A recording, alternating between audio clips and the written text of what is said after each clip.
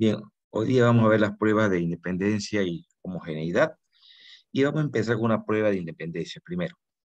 Bien, esta prueba lo que nos permite es determinar si entre dos variables, eh, estas dos variables son independientes entre sí, o hay alguna relación entre ellas. En todo caso, que eso nos indicaría un grado de dependencia y que la una está relacionada con la otra. Pero en realidad esta prueba la enfocamos en función a su independencia, es decir, son dos variables totalmente independientes, que la una no afecta a la otra, entre dos variables. Entonces aquí tenemos un ejercicio que nos plantea lo siguiente. Dice, según los datos obtenidos en la evaluación académica realizada por los estudiantes, al final de cada semestre hacia los docentes, aquí en la UARM, se obtuvieron los siguientes resultados cuando se realiza la apreciación obtenida por los estudiantes y la categoría a la cual pertenece el docente. Verificar si estas dos variables mencionadas son independientes entre sí, es decir, que no tienen ninguna relación la una con la otra, al 5% de significación. Bien, entonces cuando usted a final del semestre, bueno, esta época de la pandemia creo que no, hace un par de semestres no se lo está obligando a realizar la prueba, por lo menos aquí en la facultad. Ustedes tienen que llenar un formulario de evaluación de cada materia al final de cada semestre, ¿sí? Entonces, se lo ha ido evaluando a los docentes, estas son las categorías que tenemos los docentes dentro de la universidad: interino, adjunto, asociado, titulado A, titulado B, titulado C.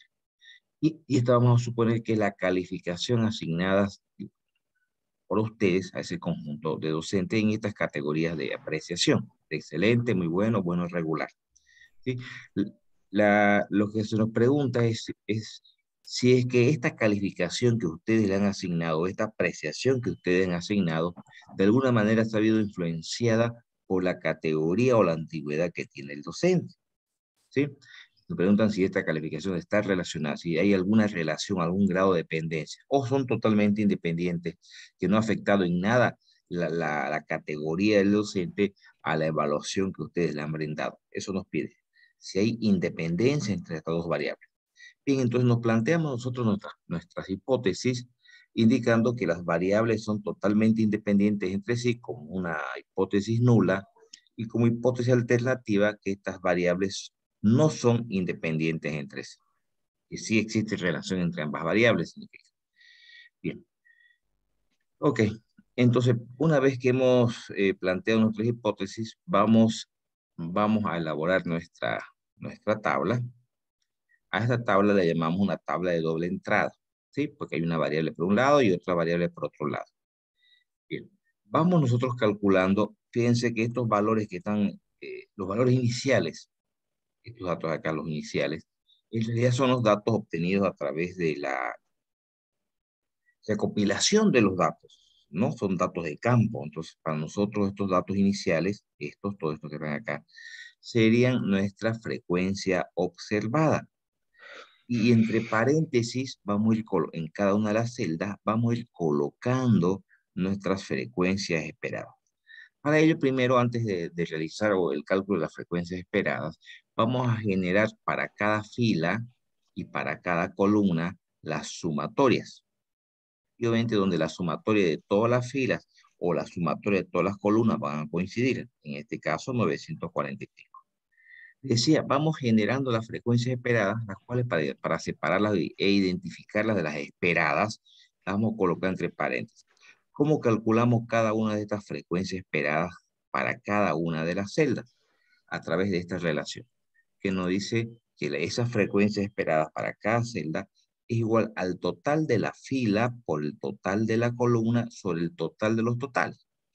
Por ejemplo, a ver, para esta primera celda de donde cruza excelente con interino, el total de la fila, si están con la calculadora, por favor, para que lo puedan verificar, 143 es el total de la fila, el total de la columna, que es 220, ¿no? La multiplicación de ambos, total de fila por total de columna, 143 por 220, dividido entre el total de totales, 945. Eso no va a generar, eso no va a generar una frecuencia esperada de 33, si lo pueden verificar, por favor. Sí, ingeniero, solo. Hacemos lo mismo para toda la tabla completa. Para este siguiente valor sería exactamente lo mismo. El total de la fila, el total de la fila que es 143 por el total de la columna que es 134 dividido entre 945, eso nos va a generar la frecuencia esperada de esta celda que es 3541. ¿Sí? Y de la misma manera vamos procediendo para todas las celdas, encontrando en cada una de ellas, y lo vamos a colocar entre paréntesis, le decía, con el objeto de poder diferenciar de las frecuencias observadas. Todos estos valores que estamos obteniendo el producto del total de la fila por el total de la columna, dividido entre el total de los totales, y que aquí lo estamos colocando entre paréntesis, será para nosotras las frecuencias esperadas. Muy bien. Entonces, fíjense, en este cuadro tenemos todas las frecuencias observadas y tenemos todas las frecuencias esperadas. Y algo importante antes de continuar, recordemos que habíamos mencionado que todas las frecuencias esperadas deben ser siempre mayor a 5, ¿no? Vemos que todas las frecuencias esperadas, todas son mayores a 5. De no ser así, podríamos fusionar dos categorías, ya sea por filas o por columnas, como se lo vea más conveniente. ¿Sí? Debemos asegurarnos que todas las frecuencias esperadas sean mayores a 5. Una vez hemos hecho esto, procedamos a calcular los dos estadísticos que necesitamos. La fórmula para el estadístico de prueba sigue siendo la misma fórmula con la cual hemos venido trabajando, ¿está? ¿No? La sumatoria de la frecuencia observada menos frecuencia esperada. Esto al cuadrado sobre frecuencia esperada. Entonces, voy a... ¿Cuántas frecuencias observadas tenemos, chicos, en total?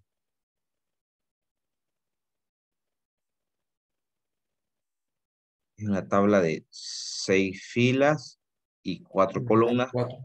24, ¿no? 24 frecuencias observadas. Y tenemos también 24 frecuencias esperadas. Serían todas estas acá. Entonces, vamos a tener que aplicar 24 veces esta relación. Y la sumatoria va a ser nuestro valor de chi cuadrado. ¿A qué me refiero con 24 veces? Acá, por ejemplo, aplicamos esta relación que ya la hemos venido usando para todas las pruebas de bondad de ajuste también, ¿no? Acá tenemos en esta primer celda una frecuencia observada y una esperada. Aplicamos esta relación aquí, ¿no? ¿Cómo lo haríamos? 36, que es la observada, menos 33.29, esa diferencia elevada al cuadrado y luego dividido entre frecuencia esperada, dividido entre 33.29. Vamos generando esta relación. Hacemos lo mismo para cada una de las celdas, para los 24 datos que tenemos, donde se encuentra, repito, la frecuencia observada y también la frecuencia esperada. Hacemos eso para absolutamente todas las categorías, a todas las celdas. 24 veces hemos dicho porque son 24 celdas. Y la sumatoria de todo esto, en este caso, nos daría 3,18. Que será para nosotros nuestro estadístico de prueba. Nuestro estadístico de prueba. ¿Se entiende lo que hay que hacer en esta tabla, chicos? ¿Sí?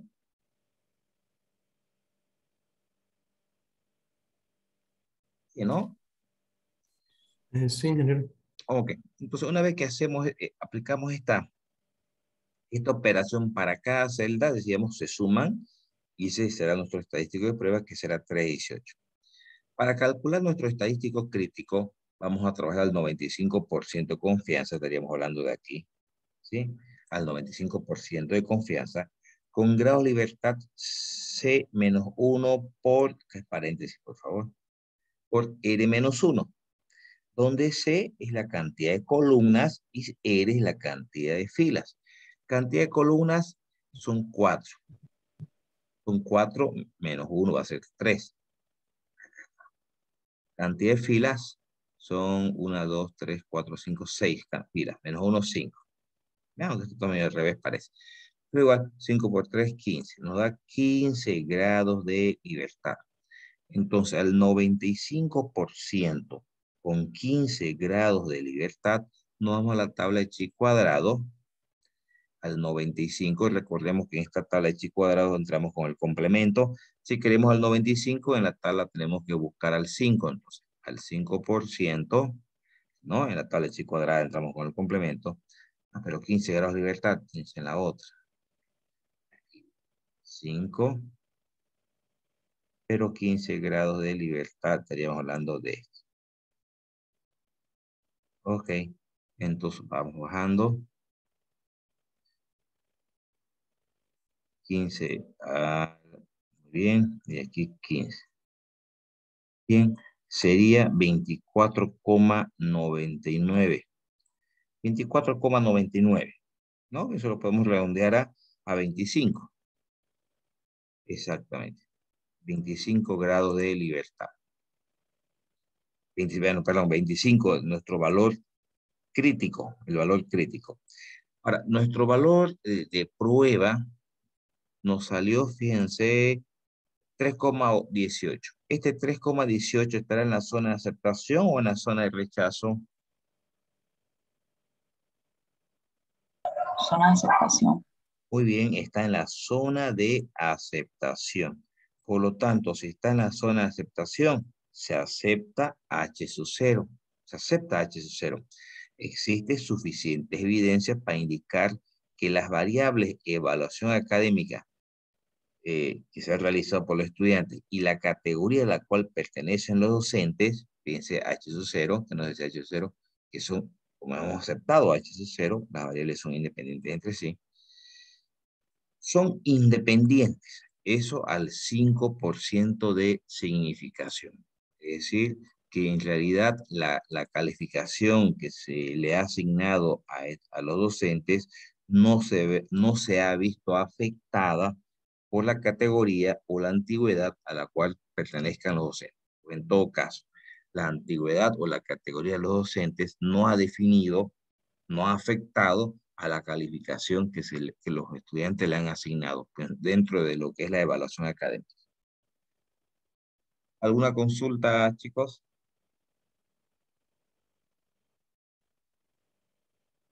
Está claro, ¿no? Bien. Perdón, y los decimales mayormente con 2. Sí, sí, tratemos de trabajar, sí, pero tiene toda la razón.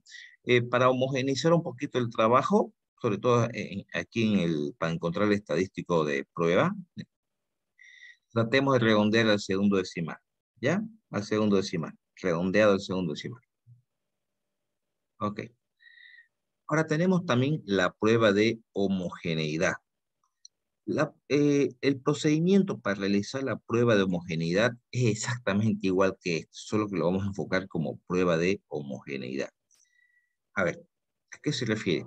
Esta prueba nos permite verificar si la distribución entre dos variables es equitativa, si es homogénea, ¿sí? Es decir, si estas dos variables están distribuidas equitativamente, si estas dos variables son homogéneas. Si planteamos nuestras hipótesis nula y alternativa, las variables están distribuidas homogéneamente, o también se puede decir las variables están distribuidas equitativamente. Y como hipótesis alternativa, que las variables no están distribuidas homogéneamente entre sí, o que las variables no están distribuidas equitativamente entre sí. Veamos el siguiente ejercicio para la prueba de homogeneidad. Dice lo siguiente. Se desea saber si la distribución de simpatizantes por estos cuatro equipos, Bolívar, Strong y Blooming Oriente, es equitativa en los departamentos del eje central. ¿No? Es decir, para ello se hace un levantamiento de datos a través de una encuesta y se obtienen los siguientes resultados. Y que hagamos la verificación al 5%. Se ha hecho una encuesta, dice, de estos cuatro equipos de fútbol en los departamentos del eje central, Santa Cruz, Cochabamba, La Paz, y queremos saber que en función a estos datos encontrados a través de una encuesta, seguramente, de hecho ya sabemos que esta es nuestra frecuencia observada, ¿no? Son los datos encontrados a través de una encuesta, a través de de la búsqueda de la información, queremos saber si estos datos nos pueden confirmar que, que ha generado que estos cuatro equipos tengan una distribución equitativa entre cada una de las categorías. Si los simpatizantes de cada uno de ellos están distribuidos equitativamente entre los departamentos. Fíjense que también se puede realizar estas pruebas como homogeneidad para verificar si los datos están distribuidos equitativamente o si hay una distribución homogénea de esta categoría respecto a esta. ¿Sí? Muy bien. Entonces nos planteamos nuestras hipótesis y vamos a desarrollar el ejercicio, que el procedimiento es exactamente igual que la prueba de independencia. Fíjense que de hecho nosotros tenemos acá nuestras frecuencias observadas, ¿no? 16, 32, 27, 27. Bueno, para cada una de las celdas tenemos nosotros ya nuestra frecuencia observada. Debemos ir generando para cada una de estas celdas, vamos a ir encerrándolo, nuestra frecuencia esperada.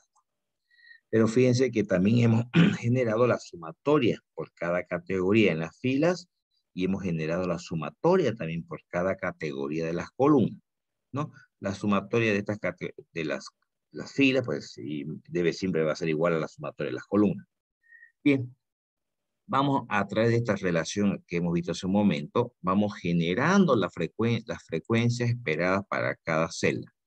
Fíjense, son 4 categorías en las columnas, 3 categorías en las filas, 4 por 3, 12. Son 12 celdas que tenemos. Hay 12 valores de frecuencia observada. Por lo tanto, habrá también 12 valores de frecuencia esperada. Entonces, ahí generando las frecuencias esperadas, nos dice total de la fila por el total de la columna sobre el total de los totales. Entonces, para esta primer celda, por ejemplo, dice el total de la fila, que es 102, por el total de la columna, que es 105, dividido entre el total de los totales, que es 370, y encontramos la frecuencia esperada, que sería 28,95. Si alguien quiere corroborarlo, por favor, 102 por 105 dividido entre 370, ¿no? 28,5. Para la segunda celda, sería total de filas 102 por 112 dividido entre el total 370, ¿no? 30,88. Para la tercera celda, para la celda 13, si quieren, en la posición 13, si quieren verlo desde un punto de vista de álgebra, el total de filas 102 por el total de la columna 80 dividido entre el total de 370, 22,054. Y así de esa manera vamos generando nosotros para cada una de las celdas la frecuencia esperada correspondiente. Muy bien. Ha sido repetitivo, pero de todas maneras, alguna consulta, cómo vamos generando cada una de estas frecuencias esperadas.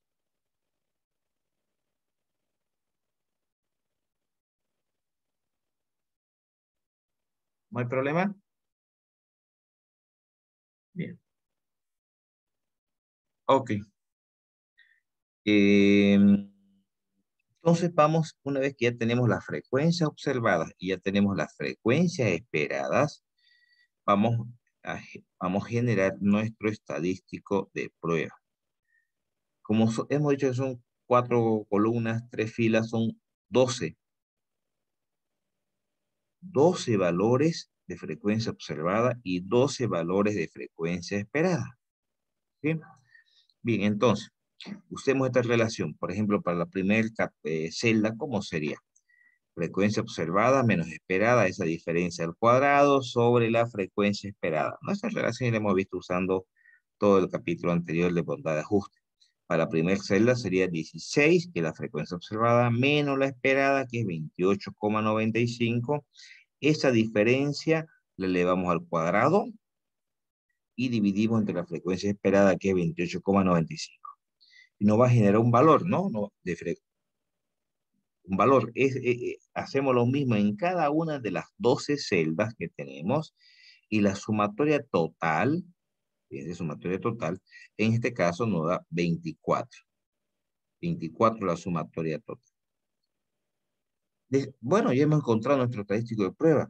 Nuestro estadístico crítico nuestro estadístico crítico, primero asegurarnos, y la verdad que por lo menos la mayoría de los ejercicios va a ser, no vamos a tener ese problema de las frecuencias esperadas, pero recordemos que habíamos dicho que todas las frecuencias esperadas deben ser mayor a 5, ¿no? No hay ningún problema con eso. Muy bien, como vamos a entrar al 95%, no creo. Hay otra cosa importante. En las pruebas de independencia y homogeneidad, trabajamos siempre con una única zona de rechazo y siempre localizado al lado derecho. ¿Ya? Entonces, los grados de libertad, C menos 1 por R menos 1, columna que son 4 menos 1, 3, filas, recordemos que C era el número de columnas y que R es el número de filas, R que es 3 menos 1, 2, 3 por 2, 6. Entonces, en la tabla de chi cuadrado al 95% y con 6 grados de libertad, no vamos a la tabla de chi cuadrado, dice el 95%, pero la tabla entramos con su complemento, ¿no? La tabla de chi cuadrado, entramos al 5 y con 6 grados de libertad sería este valor de acá. 12, vamos a borrar esto. Muy bien. 5 y con 6 grados de libertad. Estaríamos hablando de 12,59. Efectivamente, 12,59. Ya tenemos nuestro estadístico crítico, ¿sí? Ahora, nuestro estadístico de prueba salió 24. Chicos, este estadístico de prueba estará en la zona de aceptación o en la zona de rechazo. Rechazo. Rechazo. Muy bien, está en la zona de rechazo. Y si está en la zona de rechazo, se rechaza H sub 0. ¿Qué nos decía H sub 0? Que las variables están distribuidas equitativamente o homogéneamente. En este caso, al rechazar H sub 0, estamos rechazando esto, aceptamos H sub 1, es decir, que las variables no están distribuidas homogéneamente o que las variables no están distribuidas equitativamente, como ustedes quieran. Entonces, en este caso, decimos, al aceptar H sub 1, efectivamente, existe suficiente evidencia para indicar que las variables equipos de fútbol y departamento de origen de los simpatizantes no están distribuidas equitativamente o no están distribuidas homogéneamente, como ustedes quieran, al 5% de significación. ¿Alguna consulta, chicos?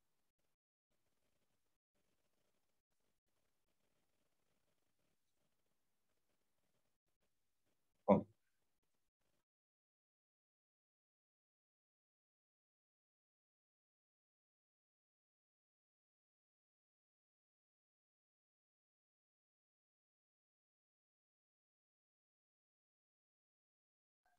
bien, ¿está claro, no, chicos? ¿Sí? Sí, ingeniero. Ya. Voy a cerrar este documento de pruebas de bondad e independencia. Ya, y voy a compartir otro documento. Denme 30 segundos.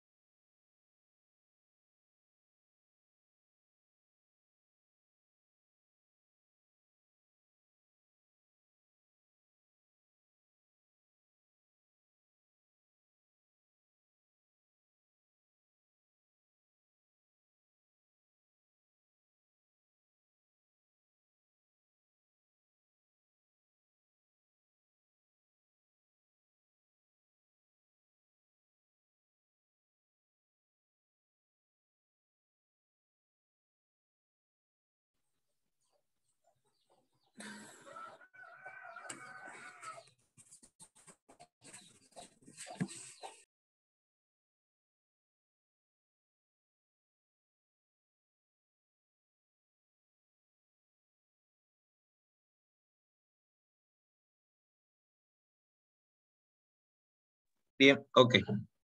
Aquí les estoy mostrando, vamos a entrar a ver lo que es el análisis de varianza. Y hoy día lo vamos a ver para un solo factor, ¿sí?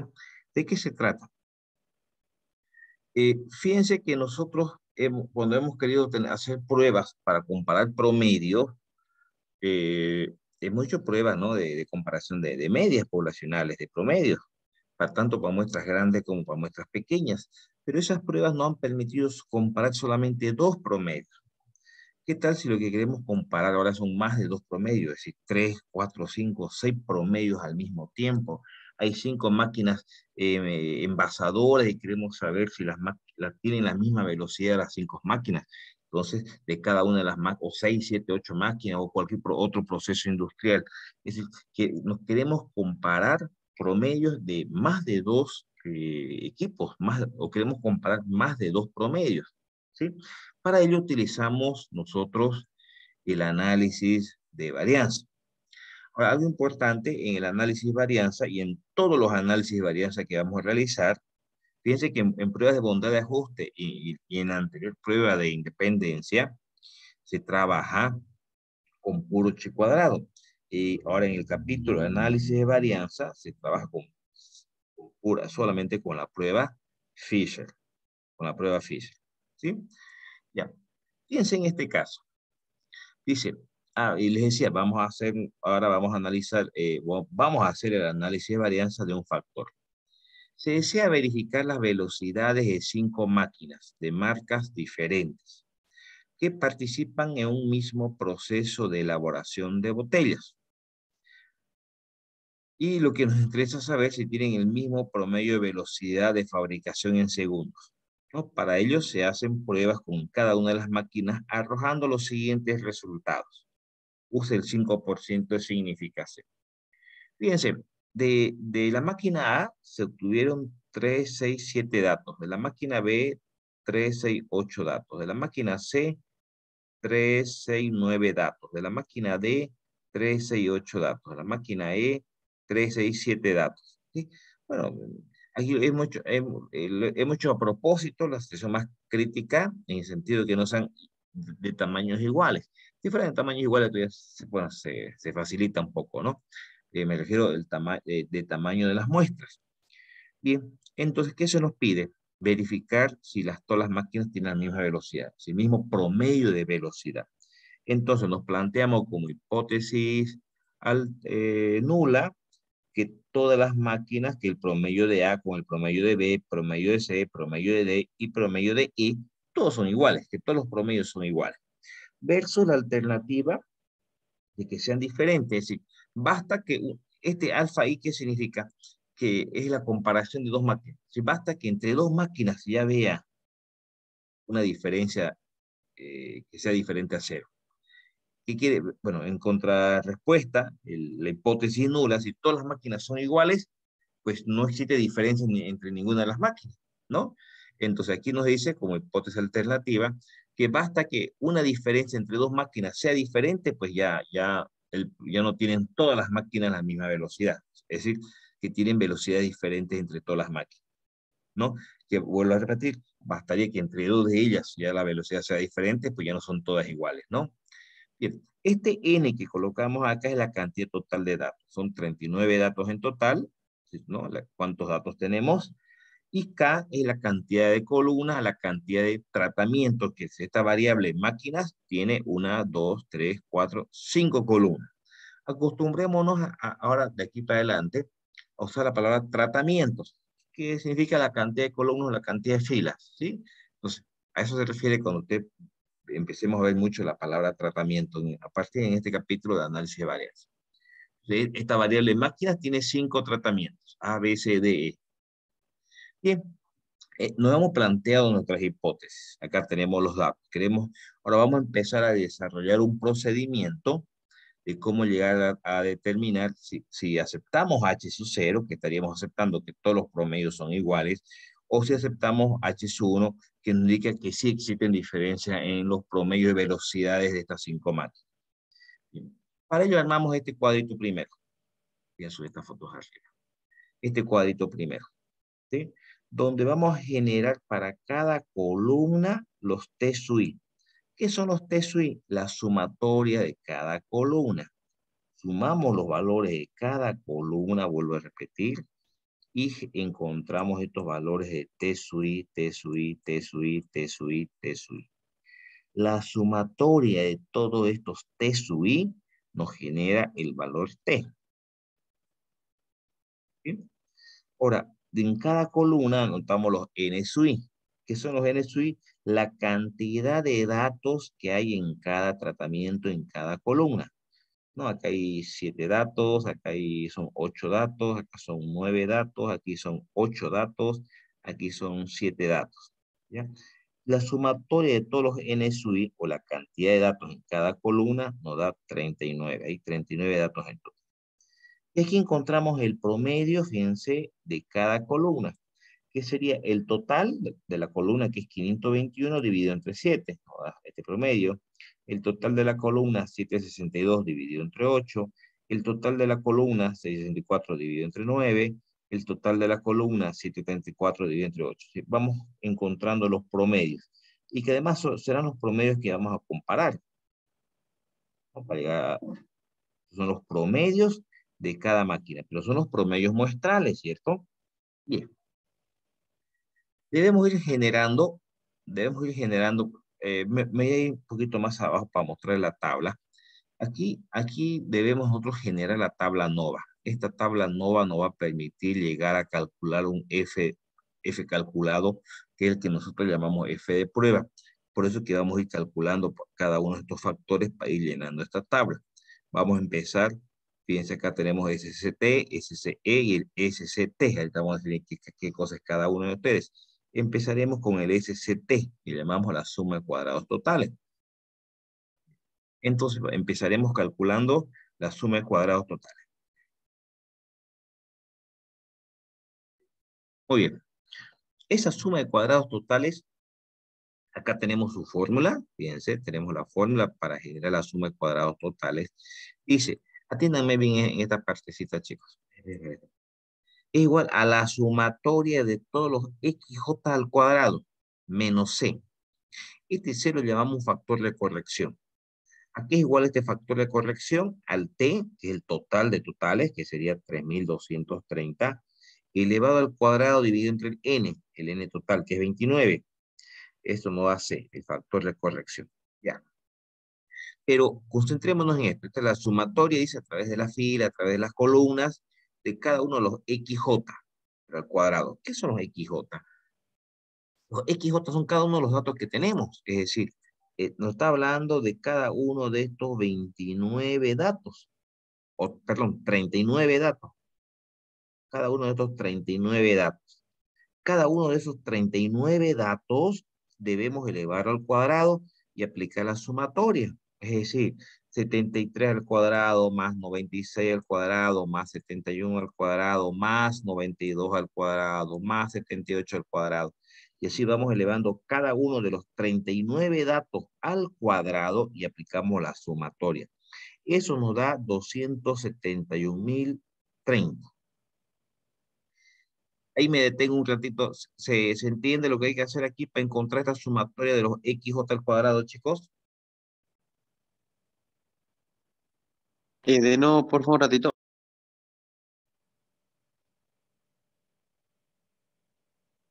¿Hola? ¿Se entiende? Si lo puedo explicar rapidito de nuevo, por favor, para confirmar. Ya. Esto nos está diciendo, ¿pero qué son los xj? Primero, los xj son cada uno de los 39 datos que tenemos. Son 39 datos, hemos dicho que son 39 datos. Con esto lo que vemos aquí encerrado en rojo. Nos pide que cada uno de esos datos lo elevemos al cuadrado, que le apliquemos sumatoria. Entonces le decía, cada uno de estos 39 datos, cada uno de ellos, hay que elevar al cuadrado y sumarlos. 73 al cuadrado más 96 al cuadrado más 71 al cuadrado más 92 al cuadrado. Vamos calculando el cuadrado de cada uno de los 39 datos y aplicamos una sumatoria total. Eso nos da 271.030. ¿Sí? ¿Estamos de acuerdo, chicos? Bien, eso reemplazando acá en la fórmula, donde nos dice la sumatoria de los xj al cuadrado, que sería esta cantidad de acá, menos el factor de corrección, que ya lo tenemos aquí, ¿no? Menos, nos permite encontrar la suma de cuadrados totales, que es 3.519,74. Fíjense, ya de esa manera hemos encontrado la suma de cuadrados totales. Bien, seguimos. Ahora vamos a encontrar la suma de cuadrados para las columnas, que se lo simboliza SCC. Esto aquí es igual. Dice, la sumatoria de los t sub i al cuadrado dividido entre sus n sub i. Fíjense, los t sub i, vamos a borrar un poquito, vamos a borrar un poquito la pantalla, esto, vamos a limpiarlo. Ok,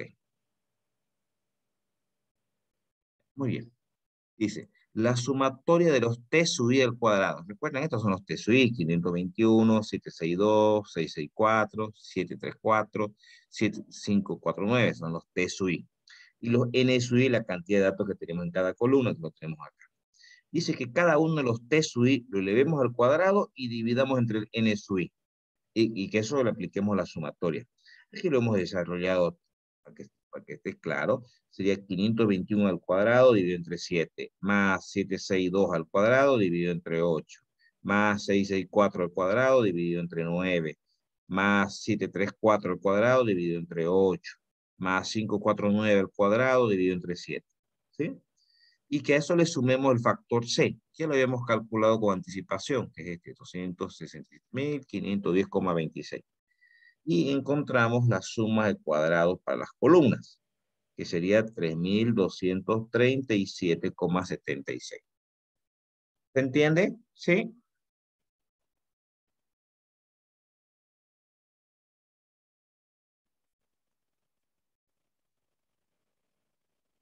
Ya, aquí, muy bien, gracias. Gracias, está preguntando Mario Alejandro.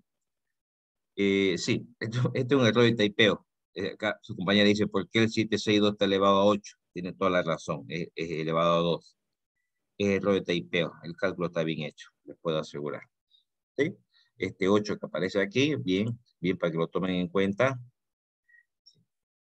Aquí es un 2, ¿no? Tiene que ser elevado a 2. ¿Ya? Se ha ido el 8. Ok, gracias Alejandro. Bien, una vez que hemos calculado la suma de cuadrados totales, la suma de cuadrados para las columnas, calculamos lo que llamamos la suma de cuadrados para el error, SCE.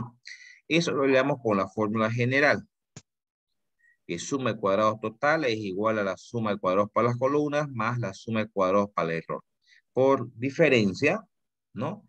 Encontramos, despejando suma de cuadrados para el error, por diferencia, encontramos que vale 281,98. Bien, ya hemos calculado las tres sumas de cuadrados que necesitamos. Me voy a la tabla a mostrarles. Este es el formato de la tabla ANOVA que se usa en los análisis de varianza. Fíjense, tenemos una columna de suma de cuadrados, donde tenemos acá el SCC, que corresponde a las columnas, el SCE, que corresponde para el error, el SCT, que es para el total. Esto es lo que hemos calculado hace un momentito. La suma de cuadrados para las columnas. Acá debemos generar en la columna siguiente los grados de libertad. Entonces, los grados de libertad para las columnas es K menos 1. ¿Qué cosa es K? K es la cantidad de tratamientos o columnas. Eso en una parte, no veo qué dice ya. K es la cantidad de tratamientos. Voy a ver la tabla, fíjense. La tabla, aquí le había colocado, está bien. Cantidad de tratamientos o columnas, vale K. Son 5 columnas. Menos 1, 4. Los grados de libertad para el error es N menos K. ¿Y cuál será N? La cantidad, voy a ir para arriba un ratito, la cantidad total de datos, habíamos dicho que era 39. Menos K dice 39 menos 5, 5 columnas, ¿no? 39 menos 5, 34. Y los grados de libertad para el total, aunque no lo vamos a ocupar eso, el N menos 1, son 39 datos menos 1, 38. Ok, perfecto. Bien, ya tenemos acá en nuestra tabla ya tenemos la suma de cuadrados para las columnas y ya tenemos los grados de libertad. ¿Qué necesitamos encontrar? Los cuadrados medios, ¿no? En realidad estos cuadrado medio para la columna, cuadrado medio para el error, cuadrado medio total. Acá tenemos ciertas formulitas, pero si nos damos cuenta, por ejemplo, para encontrar el cuadrado medio para la columna, es el cociente entre suma de cuadrados para las columnas y sus grados de libertad. ¿Qué es lo que estamos colocando acá? Fíjense. Es el cociente entre suma de cuadrados para las columnas y sus grados de libertad. Es decir, la división entre 3237.76 dividido entre 4, que es lo que estamos haciendo. Bueno, ese 4 sale lo que habíamos hecho en ese momento de 5 menos 1, ¿no? 809,44. Acá está. Que es el cuadrado medio para las columnas. El cuadrado medio para el error lo mismo, es el cociente entre la suma de cuadrados para el error y sus grados de libertad. De la foto. ¿Okay? Entonces, ese cociente nos da 8,29. Y de esa manera calculamos nosotros los cuadrados medios, tanto para la columna como para el error. Para el total se lo pudiera calcular, pero en realidad no necesitamos para nada el valor de esta celda. Por eso que no tiene sentido que la calculemos. ¿Ya? Bien, entonces, ahora aquí, por favor, chicos, en análisis de varianza se usa mucho el término F calculado, que para nosotros este F calculado es lo que llamamos siempre el F de prueba. El F de prueba. No me gusta, a mí, en lo personal, usar el término calculado porque si abreviamos, queda FC de calculado y el F crítico también FC, entonces podría generar una confusión. ¿Ya? Pero este F calculado es lo que nosotros llamamos o conocemos como el factor de prueba, el F de prueba, el elemento, ¿ya? Que en este caso es con Fisher, lo habíamos dicho. Bien, ese factor calculado, ese factor de prueba, que es que va a entrar a la gráfica a ver si estamos en la zona de aceptación o en la zona de rechazo, se lo calcula a través de la siguiente relación. El cuadrado medio para la columna, que es 809,44, dividido entre el cuadrado medio del error, que es 829. El cociente entre ambos nos da este factor calculado, el F de prueba, que es 97,64. Fíjense que toda esta tabla NOVA ha sido para llegar a calcular nuestro factor de prueba. Ahora vámonos a la gráfica. La gráfica, dijimos, recuerden que vamos a usar la tabla Fisher también y trabajamos también con una única zona de rechazo al lado derecho. ¿Sí? Todas las pruebas de análisis de varianza, recuerden, trabajamos con una única zona de rechazo, localizado al lado derecho. Bien, entonces en la tabla Fisher vamos al 95%, ingresamos con grado de libertad en el numerador de K-1, K es la cantidad de tratamientos, recuerden, o columnas, menos 1, 4, sobre los grados de libertad del denominador, N menos K, N, 39 datos en total, K, 5 tratamientos, 34. Entramos a la tabla Fisher, en la tabla del 95%, con 4 grados de libertad en el numerador, 34 grados de libertad en el denominador. Permítame un ratito abrir la tabla. Esa tabla, para que la podamos ver. Un ratito. ¿Dónde está? Aquí está. Perfecto. Voy a volver a compartir otra vez.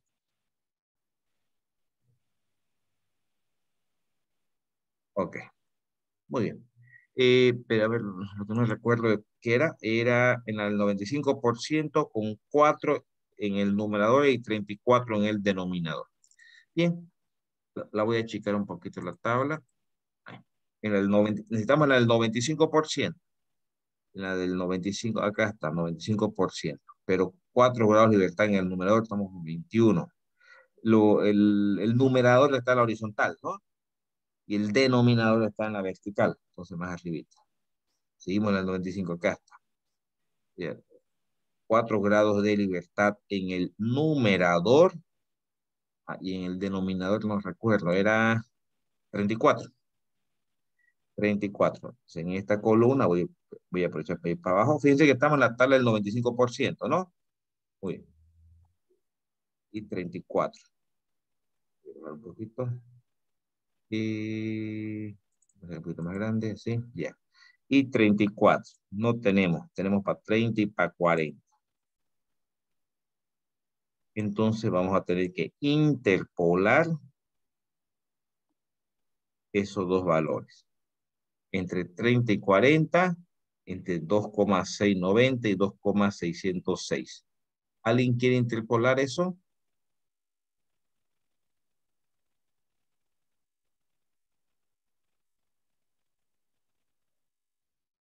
O si alguien me ayuda con una calculadora, yo le dicto ahorita, por favor. Ingeniero, a mí me sale 2,6564. 2,65. Ok, me parece que es eso. A ver, sí.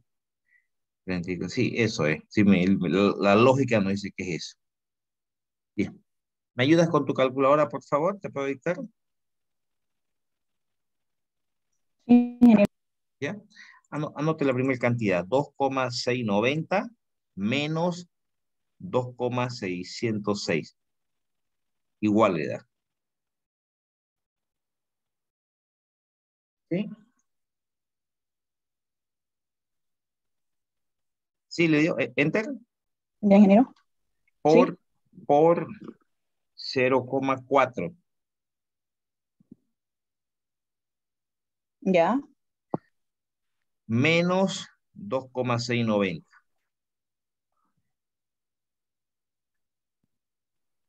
¿Cuánto le sale? Ya. Igual enter. Me sale menos 244,014. 244. No, no, ingeniero, sale menos 2,6564. Ah, ya, está bien. Está bien, Y eso perfecto. sale, ingeniero. Está bien, el negativo no importa, pasa que lo resté al revés. Era para no dictarle de nuevo el numeral. Ya. Es eso entonces 265. Muy bien.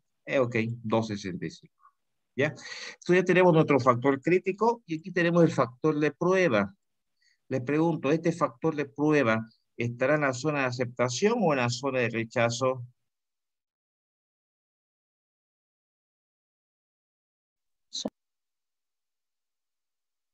En la zona de rechazo, ¿no? Muy bien. Sí. En la zona de rechazo, por lo tanto, rechazamos H sub 0. ¿Qué cosa era H sub 0? Vamos a ver. H sub 0 era el hecho de que todos los promedios, en este caso, de cada una de las máquinas eran iguales. Lo que nos dice que no, hay diferencia entre las máquinas. No significa que todos los promedios sean desiguales entre sí. Si bastaría que dos de ellos sean diferentes, ya no podemos decir que todas las máquinas tienen el mismo promedio. Entonces, llegamos a determinar nosotros que el promedio de velocidad, o en todo caso, que existen diferencias entre algunas máquinas, ¿no? En respecto a sus velocidades. Existe suficiente evidencia para indicar que las velocidades de las 5 máquinas son diferentes. Son diferentes. Pero fíjense una cosita acá. Sabemos que hay diferencia entre las máquinas, pero no sabemos entre qué máquinas son las que hay diferencias. ¿Ya? Y, si todos los promedios hubieran sido iguales, no hay nada más que discutir. Todos los promedios, todas las máquinas tienen exactamente el mismo promedio. Pero si nos sale lo que nos salió en este ejercicio, de que existe diferencia entre las 5 máquinas, fíjense, la máquina A, la máquina B, la máquina C, la máquina D y la máquina E. De 5 máquinas hay diferencias. Pero a mí me gustaría saber, esta A es diferente a B, A es igual a C, A es diferente a D, A es diferente a E.